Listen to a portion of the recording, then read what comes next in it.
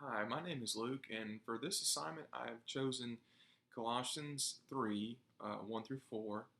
And I want to take us through verse by verse, and I want to give us the main theme and also a little bit of application. But before we get into that, I want to kind of take us back a couple steps and look at the context.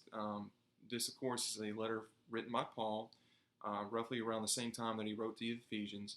And the church here is dealing with a little bit of false doctrine, false teaching that's going on, mostly influenced by Jewish teachers.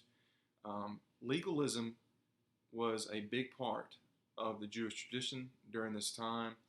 Many Jewish Christians struggled with this because they wanted to hold on to the old ways, the old traditions, and because of that, they were hung up on trying to please God the old way. The first two chapters, Paul is exhorting the church as well as warning them about these false teachers, warning them that because these false teachers have started to come in and started to creep into the church, that they need to be aware. They need to be looking for this mindset. And because what has happened since Christ has come, died, rose again, um, we have, those who have put our trust in him, have now died with him. The old has passed away, the new has come. And so now there's no sense and there's no point in trying to do things the old way. Christ came and died, and in his death fulfilled the law, fulfilled God's law. Every single one of them that Moses had brought before the people way back during the times of the Exodus and during the times of Deuteronomy. And so from there on out, we have to look at things a different way. And we have to live life a different way according to the way Paul has laid it out for us in the first two chapters. So without further ado, let's look at the verses here in chapter 3. It says, "Then, since you have been raised to new life with Christ, set your sights on the realities of heaven, where Christ sits in the place of honor at God's right hand." Verse 2 says, "Think about the things of heaven, not the things of earth.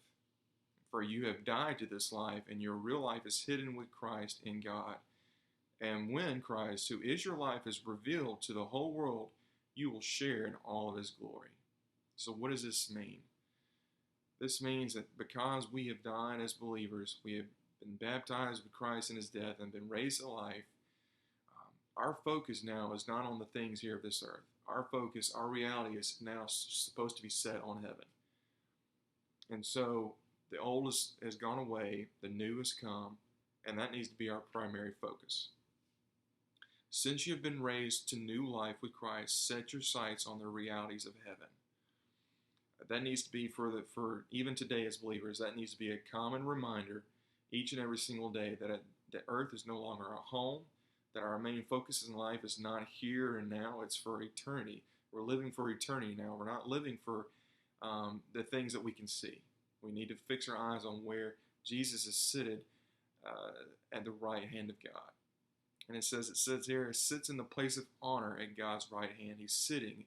His work is finished. His work is now done. The work that he completed on the cross is finished. And so now we get to enjoy that. We get to partake in that.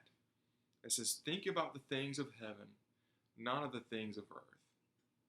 We have to think of the things of heaven, because if we constantly continue to think about the things of earth, then our life hasn't really changed. Our mindset, our destination has not really changed. Even though we may be born again, our lives may not reflect that.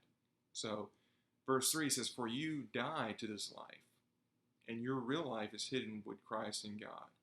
And then finally in verse 4, "And when Christ, who is your life, is revealed to the whole world, you will share in all of his glory." That's an amazing picture. That's an amazing reality that so many of us as Christians, we forget. Because we forget that our lives are now hidden in Christ. It's not I who lives, but Christ who lives in me, as Paul says. So what's our main focus? The reality of heaven. Our focus needs to be on the heavenly realms. We need to have a heavenly mindset. We need to be so heavenly minded that we're no earthly good. But of course, if we are heavenly minded, and that's the twist, if we focus on the things of heaven, we're going to accomplish a lot of things here on earth for God's kingdom. Matthew 6:33, first seek my kingdom, and all these things will be added to you, as Christ tells us. So, the application is focus on the realities of heaven, and everything else is going to fall into place. Now, of course, in the verses following this, it gives us, Paul gives us examples of what do we need to do, what does that life look like. But for now, the first 4 verses gives us a pretty good indication as to where our life, where our mind, where our eyes need to be focused each and every single day of our lives. Thank you, and God bless.